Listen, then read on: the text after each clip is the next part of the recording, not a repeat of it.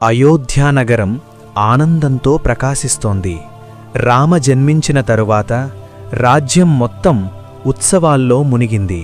చిన్న రామ దివ్య తేజస్సు కలిగిన బాలుడు. తన చిరునవ్వుతో అందరినీ ఆకర్షించాడు. కౌసల్యాదేవి తన కుమారుని ప్రేమతో అలరించింది.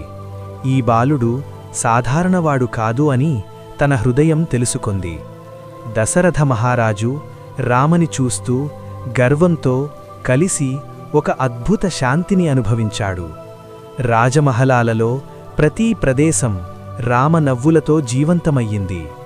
చిన్న వయస్సులో కూడా రామలో ఒక గంభీర శాంతి కనిపించింది. ప్రజా అందరికీ ఈ బాలుడు భవిష్యత్తులో ధర్మాన్ని రక్షించే మహావీరుడు అని నమ్మకం కలిగింది. ఈ చిన్న బాలుడు ఎలా జగతికి మార్గదర్శి అయ్యాడో తెలుసుకోవాలంటే ఎపిసోడ్ 3 మిస్